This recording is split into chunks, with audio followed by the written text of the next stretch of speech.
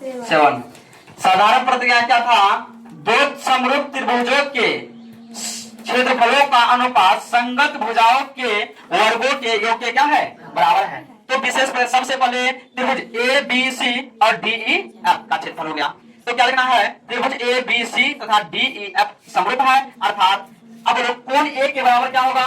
कोण डी होगा। कोण बी के बराबर कोण ई होगा। और कोण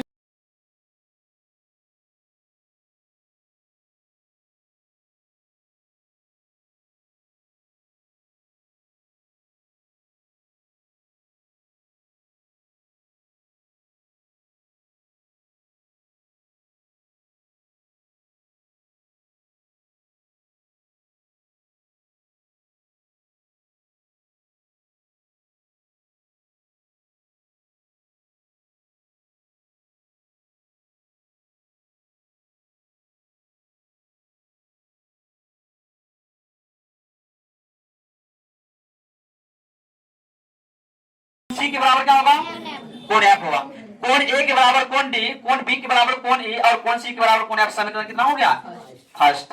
उसके बाद अब कोण अगर भुजा कोण बराबर हो गया कोण ए, कोण बी, कोण सी, कोण डी, कोण ई, कोण एफ। अब भुजा बराबर करो।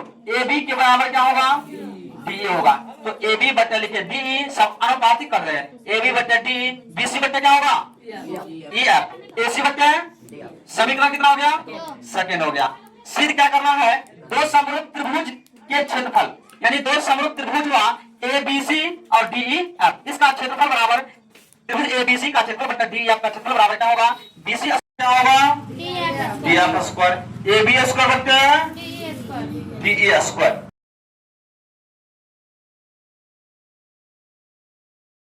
ये हो गया भुजा। रचना से, रचना में क्या कर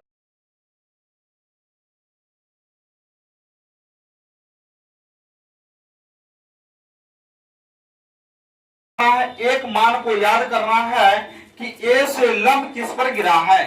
ए से लंब जिस पर गिरेगा, लंब जिस पर गिरेगा, लंब जिस पर गिरेगा वह रेखा हो जाएगा भुजा। वह रेखा क्या हो जाएगा? वह रेखा कौन सा भुजा होगा? वह रेखा हो जाएगा आधार। क्या हो जाएगा? आधार। तो ए से लंब ए एम किस पर गिरा है? बीसी पर। तो बीसी क्या हो गया? आधार हुआ, ऊंचाई आधार। और ए एम क्या हो गया? ऊंचाई। तो त्रिभुज ए बी सी का क्षेत्रफल बराबर क्या लिखे हैं? 1/2 गुना आधार गुना ऊंचाई। तो 1/2 आधार बोलो ए बी सी में आधार क्या होगा? बी सी आधार हो गया, बी सी आधार, ये ऊंचाई हो गया। ये भी क्या हो गया? ऊंचाई हुआ। तो ऊंचाई हो गया। अब देखो आधार हो गया बी सी, बी सी आधार, ऊंचाई हो गया ए एम। उसी प्रकार करना है किसमें? त्रिभुज डी एफ का क्षेत्रफल। उसी प्रकार त्रिभुज डी ई एफ का क्षेत्रफल बराबर सेम होगा 1/2 गुना आधार गुना ऊंचाई। 1/2 गुना आधार क्या है इसमें बोलो तो? डी एफ में आधार क्या है? डी एफ आधार हो गया। और ऊंचाई क्या है? डी एन ऊंचाई हो गया। हो गया यहाँ तक। अब ये दोनों बात त्रिभुज ए बी सी का क्षेत्रफल बटे त्रिभुज डी ई एफ का क्षेत्रफल। अब याद करो ए बी सी का क्षेत्रफल कितना है? 1/2 बी सी गुना ए एम, बी सी गुना ए एम बटे 1/2 गुना ई एफ गुना डी एन। 1/2 कैंसिल हो गया। 1/2 कैंसिल, बच गया बी सी गुना ए एम, ई एफ गुना डी एम। बी सी गुना ए एम और ई एफ गुना डी एन। यह समीकरण कितना हो गया?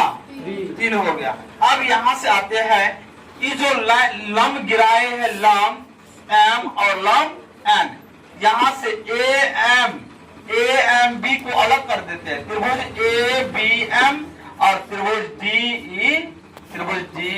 ई और एन को अलग कर दिए। अब इसमें देखो ए बी के बराबर पहले समीकरण 1 में क्या था? ए बी के बराबर देखो समीकरण 1 में क्या था? ए बी के बराबर लिखे डी। तो यहाँ पे हो जाएगा कोण बी के बराबर हो जाएगा कोण ई, किससे? समीकरण 1 से।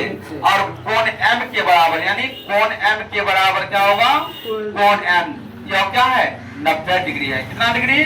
जब लंब जब भी किसी त्रिभुज पे अगर लंब गिरेगा, नीचे लंब आएगा, वो लंब होता है 90 डिग्री का होता है। कितना डिग्री का? 90 डिग्री का। तो समकोण 90 डिग्री किसके बराबर? एक समकोण के बराबर हुआ। अगर कोण कोण से होगा तो त्रिभुज हो जाएगा ए और क्या होगा? B M. क्या होगा? त्रिभुज ए बी एम तथा त्रिभुज डी ई एन समकोणिक हुए। समकोणिक जब भी होगा तो एंगल एंगल एंगल समरूपता से क्या होगा? एंगल एंगल समरूपता से। यहाँ लिखे हैं ना, एंगल एंगल समरूपता से, यानी कोण कोण कोण से त्रिभुज हो जाएगा ए बी एम समरूप त्रिभुज ए एन। अगर समरूप हुआ किसी भी, अगर दो त्रिभुज आपस में समरूप होता है तो उसका सब क्या है? उनका भुजा को बराबर करना है। क्या करना है? उनका भुजा को बराबर करना। अगर सर्वांशम होगा तो उसका कोण को बराबर करना है। सर्वांशम में क्या होता है? कोण। लेकिन समरूप में क्या होगा? भुजा। तो हो जाएगा ए एम के बराबर डी एन, तो ए एम के बराबर हो गया डी ई। ए एम के बराबर, तो ए एम के बराबर डी एन और ए बी के बराबर क्या हो जाएगा? D E. हो गया यहाँ पर। अब लिखे समीकरण 2 से। 2 में देखो क्या है? ए बी बट्टे डी और बी सी बट्टे ई एफ। लेकिन यहाँ मान लिए है कि बी सी बट्टे ए एम और ई एफ बट्टे डी एम। अगर यहाँ पे देखो ए बी निकला है ना, यहाँ भी ए बी लिख सकते हैं, यहाँ भी ए बी सी लिख सकते हैं, यहाँ पे बी सी के जगह पे ए बी लिख सकते हैं। लेकिन यहाँ पे तो हमको आया बी सी ना, क्या आया है? B C. तो यहाँ पे लिखना है ए एम बट्टे डी एन बराबर बी सी बट्टे ई एफ। अब समीकरण 3 में मान रखो इसका मान। समीकरण 3 क्या है? बी सी गुना ए एम, तो लिख दो बी सी गुना ए एम। तो बी सी गुना ए एम के जगह पे देखो ए एम का मान क्या है? ए एम के जगह पे क्या है? बी सी है। तो ए एम के जगह पे बी सी हो गया। उसके बाद देखो ई एफ गुना डी एन के जगह पे क्या हो जाएगा? डी एन के जगह पे ई एफ। तो बी सी गुना बी सी क्या हो जाएगा? B C square. E F गुना ई एफ बराबर ई एफ स्क्वायर। अगर एक त्रिभुज का अगर भुजा, अगर दोनों त्रिभुज का एक भुजा अगर हो गया वर्ग, तो सब भुजा आपस में क्या हो जाएगा? वर्ग हो जाएगा। तो हो जाएगा बी सी स्क्वायर बट्टे ई एफ स्क्वायर बराबर ए सी स्क्वायर बट्टे ई एफ स्क्वायर बराबर डी एफ स्क्वायर बराबर ए बी स्क्वायर बट्टे डी ई स्क्वायर। क्या हो गया? सिद्ध हो गया। थोड़ा नंबर कितना हो गया? 7 सिद्ध हो गया।